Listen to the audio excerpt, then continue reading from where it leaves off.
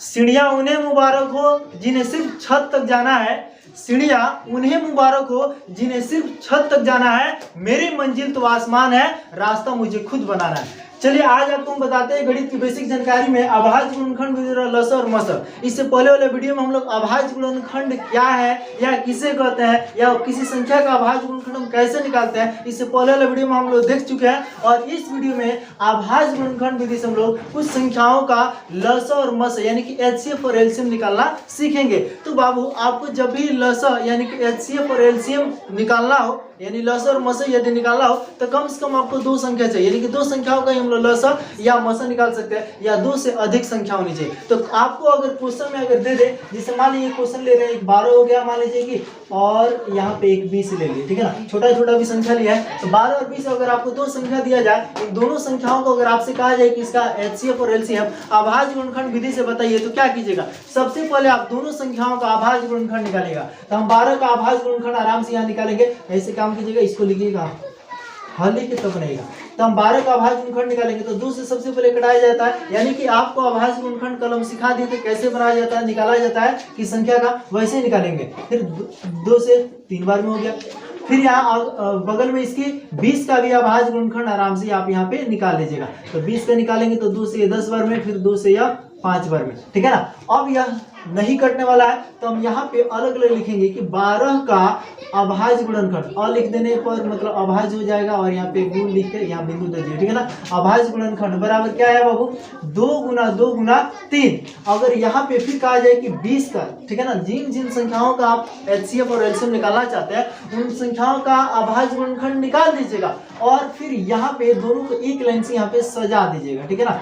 अभाज्य गुणनखंड बराबर क्या होगा? तो 2 गुना 5, बस लिख दिए। अब सवाल है कि 12 और 20 का एचसीएफ या एलसीएम हम कैसे निकालेंगे? तो सबसे पहले देखिए, जब भी इस तरह से दिया जाए ना, तो साथ ही साथ में हम एचसीएफ और एलसीएम दोनों निकाल सकते हैं, ठीक है। कैसे निकालेंगे? तो पहले तो हम अभाज्य गुणनखंड निकालिए। अब यहाँ पे लिखेंगे क्या, खूब ध्यान समझिएगा, एक एक पॉइंट को ध्यान से देखना है। यहाँ लिखेंगे कि 12 और 20 का आप सिर्फ एचसीएफ भी लिख सकते हैं या मस भी लिख सकते हैं, कोई दिक्कत नहीं है, ठीक है ना।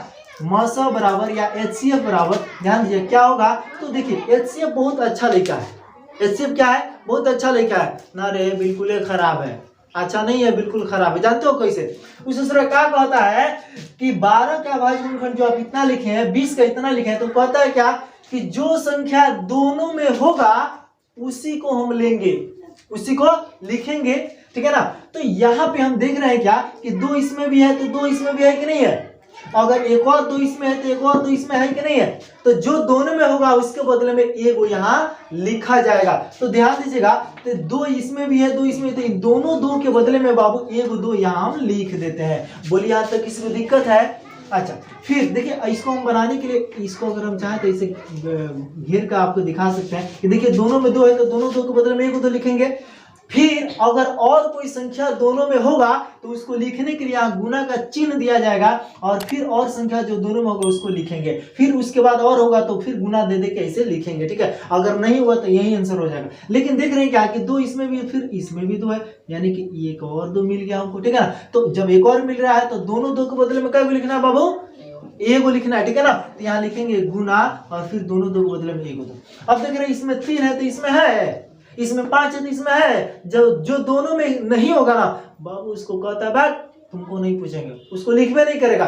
इसका कहना है कि जो दोनों में होगा हम उसी को लिखेंगे, ठीक है ना। तो हम क्या करेंगे भाई, जो दोनों में था उसके बदले में हम लिख दिए 1 1, ठीक है ना। अब इसको गुना करिए, 2 दूना 4, यही इसका आंसर हो जाएगा। यानी कि जो मसा है हमारा एचसीएफ है वह दोनों में जो रहता है उसके बदले में 1 लिखा जाता है, और यही हमारा आंसर हो जाएगा। अब यहाँ पे क्या करेंगे बाबू, आपको ये समझाने के लिए इसे किया है, ठीक है ना, लेकिन ऐसा नहीं करेंगे। अब यहाँ पे हम क्या करें कि 12 और 20 का अब एलसीएम निकालते हैं। 12 और 20 का एलसीएम निकालने की कोशिश करते हैं। तो 12 और 20 का एलसीएम निकालिए, ठीक है ना।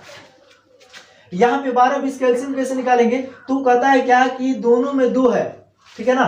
जो दोनों में एक बहुत निमन लड़का है, ठीक है ना, एक बहुत निमन लड़का है। इसमें क्या करना है कि जो दोनों में है उसके बदले में भी ये लिखा जाएगा, और जो किसी में नहीं है उसको भी ले लेता है। ये बहुत निमन लड़का है, इसीलिए हम इसको क्या कहते हैं? निमन लड़का, ठीक है ना। और जो दोनों में नहीं है HCFO क्या किया था, जो दोनों में नहीं था उसको छोड़ दिया था, लेकिन LCM दोनों में जो नहीं है उसको भी ले लेता है। तो यहाँ क्या करेंगे, ये दो दोनों में है ना, तो इन दोनों दो के बदले में हम एगो दो यहाँ पे लिख देंगे। ये दोनों में दो है ना, तो इसके बदले में एगो लिख देंगे, ठीक है।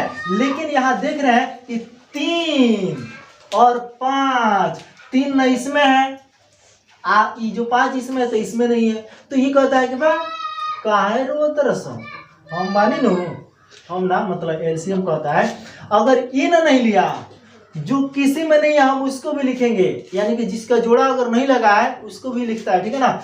बाबू अभी आपको 2 को संख्या वाला बतला रहे इसलिए ऐसे बोल रहे हैं, जब 3 को संख्या वाला बनाएंगे तो उसका दूसरा तरीका, ठीक है ना। तो दोनों के बदले 1, यहाँ भी दोनों के बदले 1, लेकिन 3 इसमें है इसमें नहीं है तो उसको भी ये लिख देता है, 5 इसमें है इसमें नहीं है इसको भी लिख देता है, और उसके बाद गुना करके बनाएंगे, ठीक है ना। 2 दूना 4, 4 3 12, 12 बचे 60, यही हमारा लस का आंसर हो गया। बोलिए लस और मस आपको आया कि नहीं आया, HCF और LCM समझ में आया कि नहीं। एक बार और फिर से चर्चा करते हैं। दो संख्याओं का जब हम HCF या LCM निकालने की कोशिश करेंगे तो क्या होगा कि जब HCF निकालेंगे तो जो दोनों में होगा उसके बदले में 1 हो, ठीक है ना। तो 2 दोनों में था तो दोनों के बदले 1, फिर 2 दोनों में था तो दोनों के बदले 1, और 3 इसमें है इसमें नहीं है तो इसको नहीं लिखा जाएगा, ठीक है ना।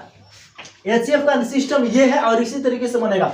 और यहाँ पे 12 और 20 का जब LCM की बात करें तो LCM कहता है क्या कि जो दोनों में होगा उसके बदले में 1, जो नहीं होगा ना उसको भी लिख देंगे, ठीक है ना। जो किसी में नहीं होगा उसको भी लिखेंगे। 3 इसमें है उसको भी लिखेंगे, इसमें नहीं है, इसमें 5 है इसमें नहीं है तो 5 को भी लिखा है, लेकिन देखें ना HCF नहीं लिखा था तो इसको हम ऐसे लिख करके गुना करके लिख देंगे। ये हुआ LCM और HCF निकालने का अभाज्य गुणनखंड विधि द्वारा ये तरीका, ठीक है ना। हम आपको ये घेर दिए इसलिए ताकि आपको समझाने के लिए, बट आप लोग बनाते हो इसको घेरिएगा मत, हम आपको समझाने के लिए घेर के दिखाएंगे कि देखिए दोनों में कैसे यह दोनों है, ठीक है ना। अब इसके बाद हम आपको एक और क्वेश्चन आपको समझा देते हैं इसी पर, उसके बाद से आपको 3 को संख्या वाला भी आपको बता देते हैं कि HCF और LCM कैसे निकाला जाता है। ध्यान दीजिएगा। अब यहाँ पे एक और संख्या लेके आ गए, ठीक है ना। दूसरा क्वेश्चन आपको बतला रहे 60 और 100, ये दो संख्याओं का हमको HCF और LCM कैसे निकालना है। तो चुपचाप आप क्या कीजिए 60 का और 100 का अभाज्य गुणनखंड निकालिए, ठीक है ना। बाबू अभाज्य गुणनखंड आपको निकालना सिखा दिए इसलिए थोड़ा हम फास्ट चल रहे हैं, ठीक है ना। अब ध्यान दीजिएगा अभी कटने वाला नहीं है। अब इधर 100 का भी आराम से अभाज्य गुणनखंड निकालिए। 2 से 50 बार में, फिर 2 से कटाएंगे तो ये 25 बार में, और फिर 5 से कटेगा, ठीक है ना। अब यहाँ पे क्या करेंगे 60 का अभाज्य गुणनखंड यहाँ पे आराम से लिख लीजिए, कितना होगा 2 गुना 2 गुना 3 गुना 5, और यहाँ पे लिखेंगे 100 का अभाज्य गुणनखंड बराबर 2 गुना 2 गुना 5 गुना 5, ठीक है ना। अब ध्यान दीजिएगा अब हमको HCF और LCM बताना है तो क्या करेंगे 60 और 100 का HCF यानी कि मस बराबर क्या होगा, जो दोनों में है उसके बदले 1 हो, तो 2 दोनों में है तो दोनों 2 के बदले में 1 2 लिखेंगे। अभी आपको बताया फिर यहाँ भी 2 इसमें भी 2 है तो ये दोनों 2 के बदले में फिर एक और 2 लिखेंगे। फिर देख रहे इसमें 3 है सोच इसमें है ये नहीं है, बहुत दिक्कत हुआ, ठीक है ना। हाँ चलिए कोई बात नहीं। अब 5 इसमें है तो इसमें है कि नहीं 5 है ना भाई, तो ये दोनों 5 के बदले में इस 5 के लिए और इस 5 के लिए, इन दोनों 5 के लिए 1 5 लिख देंगे। लेकिन इसमें 5 है तो फिर एक और 5 इसमें नहीं है, ठीक है ना। तो इसको बस इतना ही लिख के छोड़ देंगे। बोले यहाँ तक किसी दिक्कत नहीं है।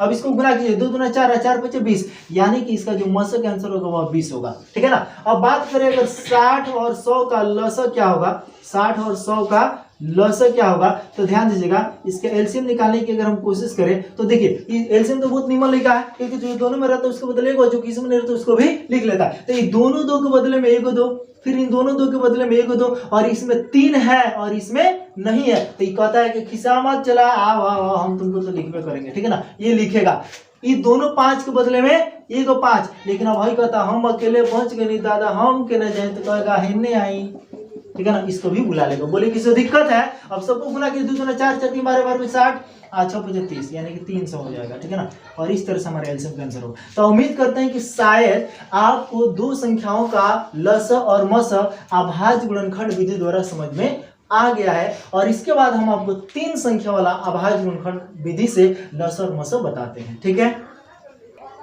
ध्यान दीजिएगा यहाँ पे अब हम आपको 3 संख्या वाला का HCF और LCM निकालने जा रहे हैं अभाज्य गुणनखंड विधि से। तो क्या करेंगे ये तीनों का, 2 को था इससे पहले तो दोनों का अभाज्य गुणनखंड निकाले थे, इसमें 3 को तो तीनों का अभाज्य गुणनखंड निकाले। तो चुपचाप यार अभाज्य गुणनखंड पहले निकाल लो, उसके बाद से फिर हम लोग क्या कर रहे हो तो पते हैं, ठीक है ना। तो पहले हम अभाज्य गुणनखंड निकाल देते हैं, उसके बाद आपको बताते हैं कि कैसे करेंगे, ठीक है।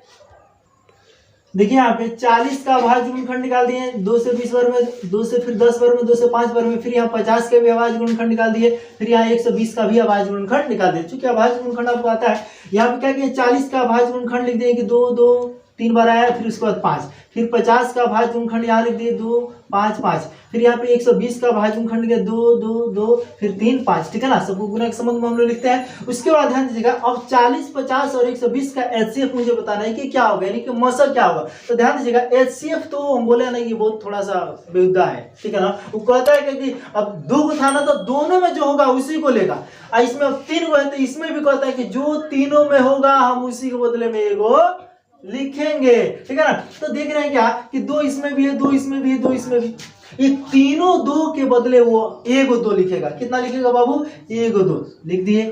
फिर कहता है क्या, तो न्योरी आगे बढ़ते हैं, फिर इसमें 2 है, इसमें है, इसमें है, तो कहता है क्या है 2 जन्म बात का होगा, लिख दे ना है में नहीं के, तीनों में होई तब लिखे, तीनों में होई तब लिखे, तो ये छोड़ना पड़ेगा बाबू। फिर 2 इसमें भी है, इसमें नहीं है, इसमें है, लेकिन फिर भी नहीं लिखेंगे क्योंकि बोलता है कि हम तीनों में होगा। देखो इसका सिद्धांत है एचसीएफ का, जो सब में होगा उसी को लिखेगा, ठीक है ना।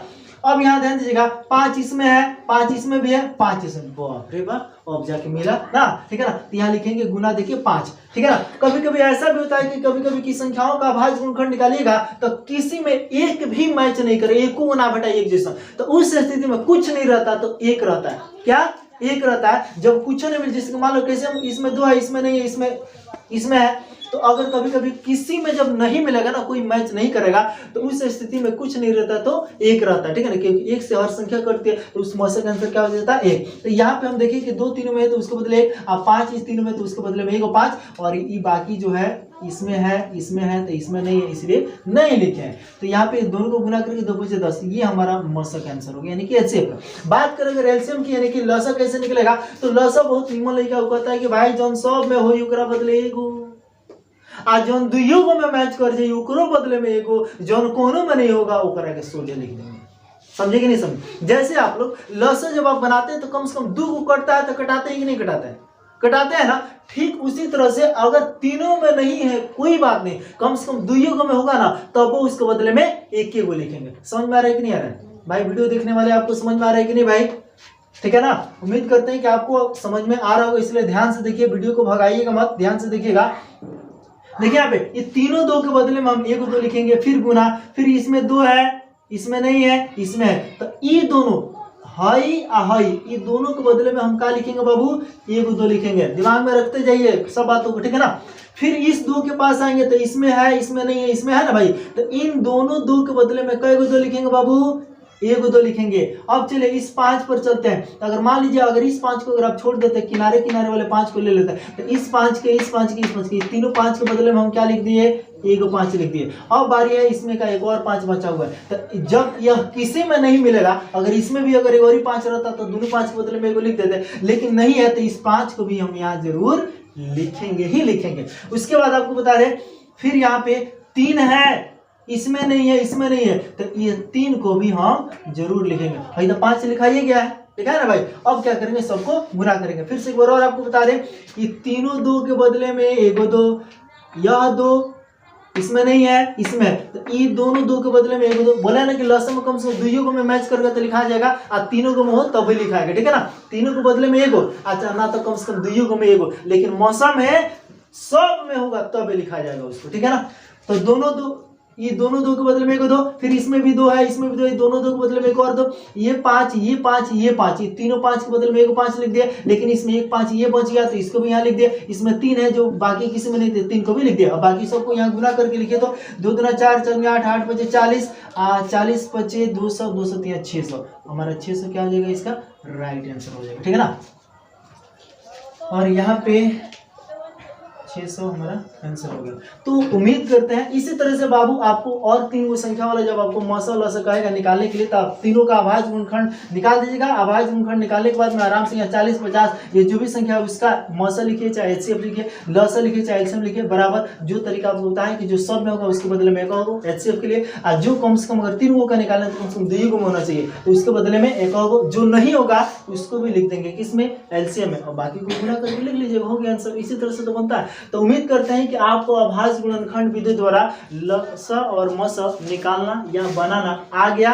और अभाज्य गुणनखंड विधि से आपको दो संख्या और 3 संख्या, अगर 3 से ज़्यादा भी होगा ना बाबू, उसी तरीके से आपको बनाएंगे, ठीक है ना। तो खैर आप मैट्रिक तक जाइएगा तो आपको तीनों संख्या तक आपको मिलेगा, ठीक है ना। और तीनों संख्याओं को आप आराम से इसी तरीके से बना करके उसका एलसीएम और एलसीएम निकाल सकते हैं। तो चलिए हम फिर मिलते हैं अगले वीडियो में, तब तक के लिए जय हिंद।